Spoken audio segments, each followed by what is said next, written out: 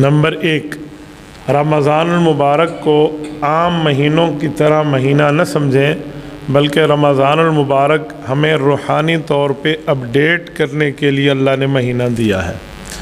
جس طرح آپ اور ہم موبائل چلاتے ہیں، کمپیوٹر چلاتے ہیں، لیپ ٹاپ چلاتے ہیں اور وہ سلو ہو جاتا ہے، اس پہ وائرس آ جاتا ہے یا اس کا ورژن پرانا ہو جاتا ہے، اس کو نیا کرنے کے لیے، فاسٹ کرنے کے لیے، تیز کرنے کے لیے ہم لوگ اس میں کوئی اپگریشن ڈالتے ہیں، اپڈیٹ ڈالتے ہیں، یا اس میں کوئی ترتیب کر کے اس کو نئے زمانے کے ساتھ ریلیٹڈ کرتے ہیں۔ تو اللہ تعالیٰ نے بھی آپ کے اور میرے لیے رمضان المبارک ہمیں گناہوں سے اپنے آپ کو چھڑا کر نیکیوں کا سیزن لا کر اپنی طرف متوجہ کرنے کے لیے ایک مہینہ دیا ہے۔ یہ بات ذہن میں رکھیں کہ رمضان المبارک اگر غفلت میں گزر گیا تو نبی پاک صلی اللہ علیہ وآلہ وسلم نے اس دعا پر آمین کہی تھی جس میں فرشتے نے یہ بات کہی تھی کہ اللہ فرماتے ہیں وہ بندہ برباد ہو جائے جس پہ رمضان آئے اور وہ رب کو منا نہ پائے، تو نبی پاک نے اس پر آمین فرمایا۔ جب اللہ بات فرما دے، فرشتہ سنا دے، نبی آمین کہہ دے، پیچھے بندے کا ککھ بھی نہیں بچتا۔ اس لیے رمضان المبارک کو اس حساب سے دیکھنا چاہیے تاکہ آپ کی اور میری دنیا بھی بہتر بنے، آخرت بھی بہتر بنے۔ اور رمضان المبارک کے اندر جتنا ہو سکے اتنی عبادات کی ترتیب بنائیں۔ میں مثال کے طور پہ کہنے لگا ہوں، اگر کسی کو گالیاں دینے کی عادت ہے، گناہ کرنے کی عادت ہے، خطا کرنے کی عادت ہے، نافرمانیوں کی عادت ہے، لڑائیوں کی عادت ہے، یہ رمضان المبارک کا مہینہ یوں نہیں ہے کہ بندہ اس میں عام مہینوں کی طرح لڑتا بھی رہے، اپنے لیے لڑائی کا ٹائم بھی نکالے، فساد کا ٹائم بھی نکالے، لوگوں سے جھگڑے کا ٹائم بھی نکالے۔ اس ایک مہینہ کے لیے زبان کو بند کر دے۔ جو بندہ آپ سے لڑنے کی بات کرے کہ جی بھائی میرا روزہ ہے، کوئی بندہ فساد کی بات کرے جی میں روزے سے ہوں، اب اس کا ایک ہی جواب ہے کہ انی صائم، میں روزے سے ہوں، بس اگلا جملہ کہنے کی ضرورت ہی نہیں ہے کہ مجھے یہ نہیں کرنا، بس میرا روزہ ہے تو بس سمجھ آ گیا۔ جیسے کوئی بندہ پانی پیش کرے تو بھائی کہتے ہیں بھائی میرا روزہ ہے، اگلا لفظ یہ نہیں کہتا کہ میں پانی نہیں پیتا میرا روزہ ہے۔ کوئی کھانا پیش کرے تو کہتے ہیں جی میرا روزہ ہے، یہ نہیں کہتے میں کھانا نہیں کھاتا میرا روزہ ہے، مختصر سی بات کرتے ہیں۔ تو یہاں بھی مختصر سی بات کریں جی میرا روزہ ہے، اگلے کو خود ہی شرم آ جانی ہے کہ میں اس کو گناہ کی طرف دعوت دے رہا ہوں، اس نے ایک ہی جملے میں بات ختم کر دی ہے۔ تو لڑائی میں، فساد میں، دنگا بازی میں اپنے آپ کو ڈال کے انسان خواہ سے اپنا وقت ضائع نہ کرے۔ رمضان کا ایک ایک لمحہ قیمتی ہے، ایک ایک وقت قیمتی ہے۔ اب جیسے رمضان المبارک شروع ہوتا ہے تو وہ نماز مغرب کے وقت سے شروع ہوتا ہے، اور رمضان المبارک ختم ہوتا ہے تو نماز مغرب کے وقت جا کے ختم ہوتا ہے۔ اس لیے آپ اور ہم ایک رات پہلے تراویح شروع کر دیتے ہیں، رمضان بعد میں ہے، کیونکہ وہ دن یہ رات یہ ایک دوسرے کے تابع کے معاملات میں ابھی سے شروع ہے۔ تو رمضان المبارک جیسے شروع ہو اس سے پہلے بندہ اپنے یہ فساد، یہ غلط معاملات سے بالکل توبہ طیب ہو چکا ہو اور ختم کر چکا ہو ان چیزوں کو۔ اس کے بعد رمضان المبارک میں اپنے آپ کو عبادت کے لیے بندہ مختص کر لے کہ بھائی میں نے اس مہینے میں وہ عبادتیں کرنی ہیں جو عام دنوں میں نہیں کرنی۔ میں مثال دے رہا ہوں، روزانہ کی بنیاد پہ اگر ہو سکے تو بندہ صلاۃ التسبیح پڑھے۔ صلاۃ التسبیح سے پچھلے گناہ زندگی کے معاف ہو جاتے ہیں، ڈیلی بیسس پہ پڑھیں۔ اور اگر ڈیلی بیسس پہ صلاۃ التسبیح نہیں ہو سکتی تو کم از کم ہر جمعے کو تو ہو جائے نا، ہر عشرے میں 2-3 مرتبہ ہو جائے تو تب بھی بہتر ہے۔ نہیں تو روزانہ کی بنیاد پہ نفل ہو جائیں، جو عام دنوں میں ہم نفل نہیں پڑھتے، ان دنوں میں نفل ہو جائیں تو وہ ایک نفل آپ کے فرض کے برابر ہو جائے گا۔ میں مثال دے رہا ہوں، کسی نے تہجد کی 8 رکعت نفل عام دنوں میں پڑھی ہے تو وہ 8 رکعت ہے، اگر ان دنوں میں وہ پڑھے گا تو گویا اس نے 8 فرض پڑھے ہیں۔ رمضان کے دنوں میں 8 فرضوں کے برابر ہے۔ حدیث پاک میں اللہ کے رسول نے فرمایا من تقرب فیہ بخصلۃ کان کمن ادی فریضۃ فیما سوا، فرمایا عام دنوں کے فرض اس دنوں کے نفل، یہ وقت میں، ویلیو میں، اور جو ہے نا کیا کہتے ہیں ثواب کی مقدار میں برابر ہو جاتے ہیں۔ اور پھر آپ کے دماغ میں خیال آئے گا کہ اگر ہم فرض پڑھیں تو حضور نے فرمایا کہ من تقرب فیہ بخصلہ، اور اس طرح فرمایا جس آدمی نے فرض ادا کیا، ومن ادا فیہ فریضہ کان کمن ادا 70 فریضۃ فیما سوا، گویا اس نے 70 فرض پڑھے ہیں۔ میں مثال کے لیے کہتا ہوں، اگر ہم نے ظہر پڑھی ہے، فجر پڑھی ہے، عصر پڑھی ہے، مغرب پڑھی ہے، عشاء پڑھی ہے، تو گویا یہ نماز ہم 70 مرتبہ پڑھ رہے ہیں۔ جس نے فجر کی نماز پڑھی تو وہ یہ سوچے کہ میں 2 مہینے 10 دن نماز پڑھ چکا ہوں۔ 70 فرائض یہی ہے نا، 2 مہینے 10 دن کے معاملات چلا لیے اس نے، گویا یہ اتنے عرصے تک پڑھتا رہا۔ 70 مرتبہ فجر کی نماز ہو گئی، تو 70 مرتبہ فجر کی نماز کا یہی معنی ہوگا نا 2 ماہ 10 دن کی عبادت اس کو مل گئی۔ تو اس طرح بندہ کرے، اور اگر ایک وقت کے ایک دن کے 5 فرائض اس نے پڑھ لیے تو 5 کو اگر ہم 70 سے ضرب دیں تو غالباً 350 جا کے بنتا ہے، تو ایک دن کی 5 نمازیں 350 نمازوں کے برابر بن جائیں گی، کیونکہ ایک فرض ہے اور وہ 70 فرائض کے برابر بن رہا ہے۔ تو رمضان بندہ ایسے ہی گزارے، اور اگر اللہ نہ کرے رمضان غفلت سے گزر گیا تو اگلے مہینے بھی غفلت سے گزریں گے۔ یہ بات انڈرسٹوڈ ہے، یہ طے ہے، یہ تجربے سے ثابت ہے کہ رمضان جیسے گزرا نا پھر بندہ اس کا اثر پورا سال محسوس کرتا ہے۔ اس لیے رمضان المبارک میں ماحول بنانا چاہیے، صرف اپنے حد تک نہیں، اپنے گھر تک، اپنی بیوی تک، اپنے بچوں تک، اپنی فیملی تک، اور اگر بندہ آفس میں ہے تو اپنے جونیئرز تک، اور دکان میں ہے تو اپنے ملازمین تک، ان سب تک یہ میسج بھی ہو، پیغام بھی ہو، ماحول بھی ہو، علم بھی ہو کہ یار رمضان المبارک ہے اور اس میں ہم سب نے اجتماعی طور پر ماحول کو کریٹ کرنا ہے۔ کیونکہ رمضان میں شیطان بند ہو جاتا ہے، جب شیطان گرفتار ہو گیا تو پیچھے سے شیطانی طاقت نہیں آ سکتی۔ اب جو شیطانیاں ہو رہی ہوتی ہیں وہ اس کی اور ہماری دوستی کی بنیاد پہ ہو رہی ہوتی ہیں کہ ایک مہینہ وہ گرفتار ہو گیا، 11 مہینے ہمارا یار تھا، اس نے جو ہمارا پیڈل کا پہیہ گھمایا تھا بس وہی چل رہا ہے، اگر ہم روکنا چاہتے تو ہمیں گناہوں کی بریک لگانی پڑے گی۔ ہم یہ نہیں کہیں گے بھائی اس مہینے میں تو شیطان گرفتار ہے تو شیطانیاں کیوں ہو رہی ہیں۔ شیطان گرفتار ہے، شتونگڑے گرفتار نہیں ہیں، اس کے جونیئرز تو گرفتار نہیں ہیں، سارا سال یاری لگا کے 11 مہینے میں اس کے نائب بن چکے ہوتے ہیں، تو اتنی عادات تو پتہ ہوتی ہے نا بندے کو۔ اگر 2-4 مہینے مالک نکل بھی جائے تو پیچھے جو اس کے سرونٹ ہیں وہ کام کرتے رہتے ہیں، انہیں پتہ ہے ہمیں سکھا گیا ہے، تو 11 مہینے یاری لگا کے اس کے ساتھ بیٹھے تھے، اب وہ چلا گیا تو اس کے نائب بن کے نہ بیٹھو، بلکہ اب نیکی کرنا آپ کے لیے آسان ہو گیا ہے، تو لہٰذا بہتر ہے کہ آپ اپنی ترتیبیں ٹھیک کر لیں، گناہوں کی بریکیں لگا لیں، تو اس ترتیب کے ساتھ چلیں۔ اور رمضان المبارک میں ایک بات یہ ذہن میں رکھیں کہ عبادت اللہ تعالیٰ زیادی کروانا چاہتے ہیں ہم سے، اور ہم عبادت کم کرنے کے چکر میں ہوتے ہیں۔ عبادت زیادی ہونی چاہیے۔ عبادت زیادی کا مطلب کیا ہے؟ اس میں نفل بھی نہ چھوٹے، تہجد پڑھیں، اس کے بعد صبح کی نماز ہے، اشراق کی عادت ڈالیں، چاش کی عادت ڈالیں، اوابین کی عادت ڈالیں، یہ تمام نوافل بندہ مسلسل پڑھتا رہے، اس نوافل کو نہ چھوڑے۔ پھر عشاء کے بعد تراویح ہے، اور تراویح بھی پوری پڑھیں۔ ہمارے ہاں لوگ تراویح آدھی پڑھتے ہیں، 2 طرح کی آدھی پڑھتے ہیں۔ کچھ ہمارے بھائی وہ ہیں جو کہتے ہیں بھائی تراویح 8 رکعت ہے، ان سے پوچھیں کہاں لکھا ہے، وہ کہتے ہیں حدیث میں لکھا ہے۔ ہم کہتے ہیں جس حدیث میں 8 لکھا ہے ساتھ یہ بھی لکھا ہے کہ پورا سال پڑھو، تو وہ تو تہجد کی نماز ہے۔ آپ 8 رکعت کا لفظ اٹھاتے ہیں، پورا سال کا لفظ آپ کو وہاں سے نظر نہیں آتا۔ ہم کچھ بھائی تو وہ ہیں جو خامخواہ سے 8 پڑھ لیں گے، اور پڑھ کے 8 کے بعد سب کے سامنے مسجد سے نکل جائیں گے، اے وڈا حدیث تے عمل کرانا لائے۔ ایسا کچھ بھی نہیں ہے، رب تم سے زیادہ عبادت کرانا چاہ رہا ہے، اور تو ایک نماز کی رکعتیں اٹھا کر دوسری رکعت پہ فٹ کیے ہوئے ہے، پھر تو تمہیں چاہیے 3 رکعت پڑھ لو۔ کوئی پوچھے کیوں، آپ کہنا بھائی 3 رکعت بھی ثابت ہے، لوگ کہیں گے وہ تو مغرب کی نماز ہے، آپ کہنا ثابت تو ہے نا 3 رکعت، تو پھر بندہ 3 پڑھ لے۔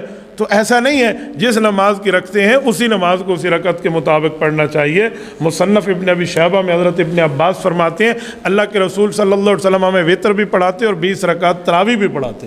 یہ حدیث پاک ہے، جس بندے کو نہیں ملتی اسے ہم دکھانے کے لیے تیار ہیں، لیکن کچھ لوگوں تک یہ حدیث نہیں پہنچی ہوتی کہ حضور نے 20 رکعت پڑھائی ہے، تو وہ کہتے ہیں نہیں نہیں اللہ کے رسول نے اختیار دیا ہے۔ آپ کو تو نہیں دیا اللہ کے رسول نے اختیار کہ آپ لوگوں کے جو ہے نا عبادات کو کم کرا رہے ہیں، تو ایسا کچھ بھی نہیں ہے۔ اور کچھ لوگ وہ ہیں جو 10 رکعت والے ہیں، آپ کہیں گے 10 رکعت والے وہ کون ہیں؟ وہی ہمارے بھائی ہیں جو 20 رکعت مانتے ہیں، پڑھتے 10 رکعتیں ہیں۔ آپ کہیں گے کیا مطلب؟ وہ پڑھتے 20 رکعت ہیں، لیکن پہلی رکعت ہر جگہ جو 2 نفل چل رہے ہوتے ہیں، وہ پہلی رکعت میں گپ شپ لگا رہے ہوتے ہیں، ایک دوسرے سے حال حوال، وہ جیسے امام اللہ اکبر کرے گا انہیں چاہیے تھا شامل ہو جاتے، نہیں، انہوں نے ایک دوسرے سے کہنا ہے یا سنا آج روزہ کیویں گزرا ہے، ڈاڈھی گرمی آئی، میں کو تو روزہ لگا رہی ہے، تیرا روزہ ٹھیک گزرا ہے، تیرے تو نہ بھی لگی۔ ایک دوسرے سے یہ حال حوال شروع ہو جائیں گے، پیاس مجھے لگی ہے نہیں لگی، تجھے لگی ہے نہیں لگی، روزہ کیسے گزرا ہے پورا۔ جب امام اللہ اکبر رکوع پہ جائے گا انہوں اللہ اکبر کر کے شامل ہو جانا ہے۔ تو انہوں نے تو 10 رکعت کا قرآن سنا ہے، انہوں نے تو 20 کا نہیں سنا۔ تو وہ 8 والا بھی معاملہ اوپر نیچے تھا، یہ 10 والا بھی معاملہ اوپر نیچے ہے، اور یہ اس میں گناہگار بھی ہو رہے تھے کہ خود بھی قرآن نہیں سن رہے ہوتے، دوسرے کے بھی ساتھ ذلیل کیا ہوا ہوتا ہے۔ میں بعض اوقات حیران ہوتا ہوں، ہماری مسجد میں تراویح کی جماعت میں پچھلی صفوں میں یہی حال حوال چل رہا ہوتا ہے، سنا دیکھا کیا حال ہے، طبیعت ٹھیک ہے، تو میں نے کہا بھائی شیطان تو گرفتار ہو گیا، لیکن آپ اس کے نائب جانشین اور خلف الرشید بن کے آپ یہاں بیٹھے ہیں اور اس کی باتوں کو لے کر آگے چلے ہیں، تو بھائی وہ گرفتار ہے، تجھے بھی گرفتار کرا دینا چاہیے تھا، تو دوسرے مسلمان نمازیوں کے حالات کو خراب کر کے بیٹھے۔ اور پھر کچھ اور باتیں بھی ہوتی ہیں، کچھ بچے آ رہے ہیں، کچھ ادھر آ رہے ہیں، کچھ ادھر آ رہے ہیں۔ بھائی جیسے امام سلام پھیرے، اگلی رکعت پہ امام اٹھائے، وہ بھی حضور کو امتی ہے، اس پر بھی وہی لازم ہے، تو میں بھی امتی ہوں، میں بھی اس کے ساتھ اللہ اکبر کروں، تکبیر اولیٰ کے ساتھ مجھے بھی اللہ اکبر کر لینا چاہیے۔ ایک جگہ کی کارگزاری میرے پاس آئی، ایک دوست نے دوسروں کو اشارہ کیا کہ یار آپ پڑھ لو، تو وڈا نمازی ہیں، وہ تو آپ اگلی صف کھڑو کے پڑھ۔ عجیب معاملہ ہے، خود تو میں ڈوب رہا ہوں، دوسرے کے اوپر اعتراض کر رہا ہوں، تو یہ کام بھی نہیں کرنا چاہیے۔ صرف 20 رکعت پڑھنا لازم نہیں ہے، شریعت میں تو پورا قرآن کریم سننا بھی مسنون ہے، تو پورا قرآن کریم تو نہ سنا، ہم نے تو 10 رکعت سنا ہے، 10 رکعت اللہ حافظ کر کے چل پڑا ہے، نہ کوئی عطا نہ کوئی پتہ۔ مجھے بتائیں جو بندہ پہلے 10 رکعت ضائع کر کے امام کے ساتھ شامل ہوگا تو اس انتظار میں ہوگا کہ جلدی کرے بھائی امام سلام پھیرے، نعوذ باللہ، پھر تو وہ یہ کہتا رہے گا بھائی ہکی رکعت دے مرنا نکلے سہیں سلام دے بعد آرام نل تسلی نل باسوں۔ ایسا نہیں ہے بھائی، اگر آپ کو تکلیف ہے، آپ نہیں پڑھ سکتے نماز، تو پھر آپ اپنے گھر میں جا کے تراویحاں پڑھ لیں، یہ گندی مچھلی بن کے آپ مسجد کے ماحول کو خراب نہ کریں۔ میں نے ایک مسجد میں ایک مرتبہ ایک شخص کو، پرانی بات کر رہا ہوں، ایسے دیکھا وہ لوگوں سے حال احوال کر رہا ہے، میں نے کہا بھائی کیا مسئلہ ہے؟ وہ کہنے لگا مفتی صاحب میں تھک ویندا نا، میں تھوڑا ٹیک لا کے باندھا بالا کو ونجو پانی دا گلاس بھرو تے جنگ شنگ میری گھٹیں دے رہندے۔ میں کہ چاچا اے چاچی کو وہاں تے جنگ گھٹوائی کر، مسیت اتنے کو جنگ گھٹاون دا شوق ہے، وہاں جاؤ، اللہ کے بندے ماحول کو خراب کر کے بیٹھے ہو۔ تو جب ہم یہ بات کریں گے سخت بات کر رہے ہیں بھئی اللہ کے گھر میں بیٹھ کے تو پنی گھٹاون دا شوق ہے، وہی نماز ہے لے تو بھئی بات میں کرا لینا۔ اچھا پتہ ہے یہ سستیاں ہمارے اندر آ گئی ہیں اور پھر یہ عادت بن گئی ہے، اور ہر بندہ سمجھتا ہے کہ بس آرام نال اسے منج باسوں ٹھڈا روح افضال پانی پیا اسی او کو پی سوران دے تو 10 رکعت پڑھ سوران دے۔ ایسا نہیں ہے، آپ رمضان المبارک میں اپنی عبادات کو خراب نہ کریں۔ اور اس کے ساتھ میں ایک بات مزید سمجھاتا ہوں، یہ جو سستی آ جاتی ہے نا تراویح میں بعض بندوں کو، وہ ریل سستی آ جاتی ہے، وہ کہتے ہیں ہم کھڑے ہو کے پڑھ بھی نہیں سکتے، تکلیف ہو جاتی ہے، ہو سکتا ہے بیماری ہوگی، میں سمجھتا ہوں اس کا علاج کرا لیں، لیکن اکثر طور پہ خوراک کی ترتیب غلط کھانے کی طرف بھی یہ اس کا اشارہ ہوتا ہے، ہم خوراکیں غلط کھا لیتے ہیں۔ قرآن کریم نے کسے ترتیب پہ کھانے کی ہمیں چیز بتائی ہے، ہم وہ نہیں کہتے۔ کلو واشربو، قرآن نے پہلے کھانے کی بات کی ہے پھر پینے کی بات کی ہے، ہم پینے سے شروع کرتے ہیں۔ تو مجھے بتائیں جب معدہ خالی اور اس میں پانی جائے تو آپ کا سستی کی ترتیب ہونی ہے اور کیا ہونا ہے؟ کچھ بندہ پہلے کھا لے، قرآن نے پہلے پینے کی بات نہیں کی، پہلے کھانے کی بات کی ہے۔ تو میں ایک مشورہ دے رہا ہوں، یہ نہیں ہے کہ کوئی پہلے پینا پی لے تو اس کا روزہ حرام ہو جائے گا، صحیح ترتیب بتا رہا ہوں۔ اسی طرح بندہ میٹھا کم استعمال کرے نا، اگر ہم افطاری میں میٹھا کم یا میٹھا بالکل استعمال نہیں کریں گے، آپ اس دن چستی کے ساتھ اور بہترین طرح پہ کھڑے ہو کے تراویح پڑھیں گے۔ اور جس دن تساں روح افزا دی بوتل پی گئے ہوئے بہت سر بیٹھ تے چڑھ کے نماز پڑھ سو، ایسے بندے کو سو کے نماز پڑھے گا، وہ اٹھ کے نماز پڑھنے کے معاملات میں نہیں ہوگا، تو اس نے اپنا ترتیب کا معاملہ خود ہی خراب کیا ہے۔ تو بھائی یہ بات ہمیں خود اپنے خوراک میں بھی دیکھنی چاہیے۔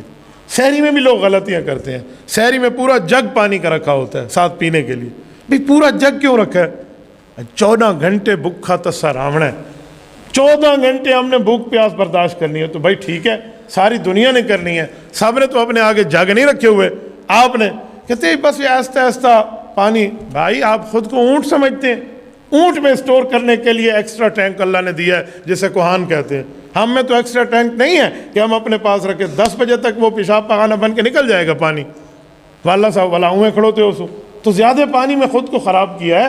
یہ مسئلہ اونٹ صاحب کا ہے، انسان صاحب کا نہیں ہے۔ نہ ہمارے ہاں کوئی ٹینک ہے، نہ ایکسٹرا ٹینک ہے جس میں ہم اپنے پانی کی ٹینکی میں کوہان کے اندر سٹور کر لیں اور ہمارا 2-4 دن چلتا رہے۔ یہ سہولت اونٹ میں میسر ہے، آپ اور ہمیں میسر نہیں ہے، تو ہم وہاں بھی ترتیبیں اپنی خوراک کی غلط کرتے ہیں، پھر وہاں پر معاملات خراب ہو جاتے ہیں۔ تو ایسا نہیں کرنا چاہیے، ایسے معاملات سے بچنا چاہیے۔ میرے ہاں ایسی بھی کچھ دوستوں کی کارگزاریاں آئی ہیں کہ جو رات کو رمضان میں جاگ کے گزارتے ہیں۔ میں نے کہا جی بہت اچھا، آپ رات کو جاگ کے گزارتے ہیں تو اچھی بات ہے، آپ عبادت کرتے ہوں گے، نہیں صحیح ہے لوڈو کھیلتے دن رات کو بھی۔ ہمارے ہاں یہ ماحول بن گئے، رمضان مبارک میں رات کو بیٹھ کے گناہ ہو رہے ہیں، اور اس گناہ کے اندر بیٹھے ہیں اور یہی غلطیاں. بھائی رمضان میں آپ جاگ کر اگر آپ نے گزارنی ہے تو اس وقت آپ تلاوت کر لیتے, کوئی تسبیحات کر لیتے, اس میں کوئی اپنی منزل پڑھ لیتے, تو رات آپ کا جاگنا بہت بہتر ہو جاتا. رات میں بھی آپ جا کر یہ کام کریں, اور وہ رمضان کی راتوں میں جس میں اللہ تعالیٰ نے فرمایا کہ رب کریم کی رحمت آسمان کے پہلے حصے پر آ جاتی ہے, آسمان دنیا پر اللہ کی رحمت آ جاتی ہے. تہجد کا وقت جو ہوتا ہے نا 24 گھنٹے میں, وہ وقت ہے جب رحمت پہلے آسمان پہ آئے, اور رمضان المبارک میں 24 گھنٹے پہلے آسمان پہ آئے, دن میں بھی اور رات میں بھی. تو کتنا مبارک وقت ہے, ہم اس کو ضائع کر کے کسی اور ترتیبوں میں لگے ہوئے ہیں. تو یہ ہمارے اندر کمیاں ہیں, یہ سستیاں ہیں, اس کو چھوڑ دیں. اسی طرح میرے دوستوں میں ایک بات مزید بھی کرتا ہوں, لوگ روزے کے بہانے کرتے ہیں. بہانے کیا؟ اجی مجھے ڈاکٹر نے منع کیا ہے. واقعی وہ ڈاکٹر دیندار ہے, طبیب حاذق ہے, بہترین ہے, اس کو سمجھ بھی ہے, اور وہ روزے کی اہمیت کو جانتا ہے, اس کے باوجود بھی وہ آپ کو روک رہا ہے تو آپ رک جائیں. ٹھیک ہے, میں منع نہیں کرتا, بیمار ہوں گے آپ, ذیابطیس اور شوگر کے پیشنٹ ہوں گے, اوکے, لیکن وہ بندہ مسلمان تک بھی نہیں ہے. میں مثال دے رہا ہوں, اس ڈاکٹر کا اسلام کے ساتھ ہی کوئی تعلق نہیں ہے, اس نے ویسے ہی کہہ دیا یار کیا ضرورت ہے آپ روزہ چھوڑ دیں. یہ ہمارے پاس کیسز آئے ہیں. کس نے کہا؟ جی ڈاکٹر نے کہا. ڈاکٹر کون ہے؟ جی ہندو بھائی ہے. لو, اب ہندو آپ کو کہے گا بھی آپ روزہ رکھیں. آپ کسی مسلمان اتھینٹک طبیب حاذق سے اپنے ہاتھ کو چیک کرائیں. یہاں آپ ہاتھ دکھانے گئے ہیں, ڈاکٹر نے آپ کو ہاتھ دکھا دیا ہے, یہ تو آپ نے کچھ اور معاملہ لے لیا ہے. تو اس لیے کسی اس ڈاکٹر سے بات کریں جو روزے کی اہمیت جان, ہاں اس کے باوجود وہ روک دے تو بالکل آپ رک جائیں. ہم چھوٹی موٹی بیماری کے اوپر روزہ چھوڑ دیتے ہیں. کیا بھائی مجھے کھانسی ہے, مجھے زکام ہے, اس پہ روزہ نہیں چھوٹتا. روزہ چھوڑنے کے لیے پوری ترتیبیں ہیں. میں رمضان المبارک کے اگلی جمعے میں انشاءاللہ اس پر گفتگو کروں گا کہ وہ کون سے آزار ہیں, وہ کون سے عذر ہیں, وہ کون سی بیماریاں ہیں, وہ کون سی وجوہات ہیں جس کی بنیاد پہ روزہ چھوڑا جا سکتا ہے, اور وہ سفر کا معاملہ کون سا ہے, کس سفر پہ روزہ چھوڑیں گے اور کس وقت چھوڑیں گے, اس پر بھی اصول ہے. ورنہ عام طور پہ لوگ سمجھتے ہیں 10 بجے میں نے سفر کرنا ہے, دن کو صبح روزہ ہی نہیں رکھتے. ایسا بندہ گناہ گار ہے. ہو سکتا ہے 10 بجے سفر نہ کر سکے, کوئی ایمرجنسی ہو جائے. ہاں اگر یہ سحری کے وقت سفر میں بیٹھا ہے, اس وقت یہ چاہے تو روزہ چھوڑ سکتا ہے. اس میں بھی ڈیٹیل ہے. تو میری بات کرنے کا مطلب یہ تھا کہ یہ مسائل سمجھیں, علماء کے پاس بیٹھے اور اپنے روزے کو قیمتی بنائیں. رمضان نیکیوں کا سیزن ہے. اللہ تعالیٰ آپ کو اور ہمیں صراط مستقیم عطا فرمائے, دین حنیف پر, دین اسلام پر. اللہ تعالیٰ آپ کو اور ہمیں عمل کی توفیق عطا فرمائے. جزاکم اللہ تعالیٰ. السلام علیکم. مفتی صاحب, وتر کی نماز میں دوسری رکعت میں تشہد پڑھنے کے بعد غلطی سے ایک سلام پھیر لیا, اب میں اس کو کس طرح مکمل کر لوں؟ میرے خیال میں آپ سجدہ صاحب کے ساتھ اپنی نماز کو ادا فرما سکتے ہیں. ہم امام صاحب کے مقلد ہیں, کیا شرعی مسائل میں ان کی فقہ سے جو لیا گیا وہ امام برحق ہیں, اس کا حل کیا تلاش کریں؟ امام اعظم ابو حنیفہ صحابہ کے شاگرد ہیں, اس نے جو مسائل لکھے ہیں تو ٹھیک لکھے ہیں. آپ اس میں غلطی کو تلاش کریں گے, آپ ان سے بڑے آ گئے ہیں. کوئی عالم تو لاؤ جو امام ابو حنیفہ رحمۃ اللہ علیہ کی ٹکر کو وہ بات کرے. امام ابو حنیفہ نے 55 حج کیے ہیں, صحابہ اور اہل بیت نے ان کے حج دیکھے ہیں, ان کی نمازیں دیکھی ہیں, ان کے احکامات دیکھے ہیں, کسی نے ان پہ اعتراض نہیں کیا جو حضور کے شاگرد ہیں. آپ اور ہم بڑے شوق سے ان پہ اعتراض کر لیں. مفتی صاحب, بھاری جسم کا مالک ہوں, غسل جنابت میں جسم پر 3 بار پانی سے جسم دھونا مشکل ہے, غسل جنابت کا طریقہ سمجھا دیں. بھائی 3 دفعہ دھونا نہیں ہے, ایک ہی دفعہ دھونا ہے. 3 دفعہ اس لیے کہا گیا کہ ہو سکتا ہے کہ کوئی جگہ سوکھی رہ گئی ہو. اگر آپ سمجھتے کہ ایک ہی دفعہ دھونے میں جسم گیلا ہو گیا تو اوکے, آپ کے لیے کوئی پرابلم نہیں ہے, آپ اس کو کر سکتے ہیں. مفتی صاحب, ذکر کتنا مخفی ذکر کتنا کیا جائے رمضان میں؟ قرآن کریم میں اللہ نے جہاں بھی ذکر کی بات کی ہے, ذکراً کثیرہ کی بات کی ہے. کثیر کہتے ہیں انلیمیٹڈ, آپ اس کو شمار نہیں کر سکتے. تو جتنا مرضی آئے اٹھتے بیٹھتے بندہ ذکر کرے, اس کے لیے کوئی لمیٹیشن اور حدود نہیں ہے کہ میں آپ کو کہوں بھائی 70 دفعہ کرو تو 71 دفعہ نہیں کرنا. آپ اس ذکر کو رمضان مبارک میں اللہ کی یاد کو چلتے ہوئے, آتے ہوئے, بیٹھتے ہوئے, جاگتے ہوئے, ہر جگہ بندہ اللہ تعالیٰ کا نام پڑھتا رہے. کلمہ طیبہ حدیث میں لا الہ الا اللہ, لا الہ الا اللہ رمضان میں کثرت سے پڑھو, استغفر اللہ کثرت سے پڑھتے رہو. اس کی پوری تسبیحہ بندہ پڑھ لے, اس کے لیے کوئی گننے کی بات نہیں ہے. ایک عالم نے فلاں عالم کو ضال اور مضل کہا, یہ ان مولویوں کا آپس کا مسئلہ ہے. آپ اپنے بارے میں کچھ پوچھا کریں جس میں بندے کی اپنی کوئی اصلاح ٹھیک ہو جائے. حضرت شاہ اسحاق صاحب فلاں فلاں, بھائی یہ سوالات ہیں. خدا کے بندے, یہاں یہ پوچھو کہ آپ کی نمازیں کیسے ٹھیک ہو جائیں. حضرت شاہ اسحاق اور شاہ عبدالعزیز کے آپس کے اختلافات کیا تھے, یہاں میں آپ کو بتا دوں تو اسے آپ کی قبر آخرت کا کیا فائدہ.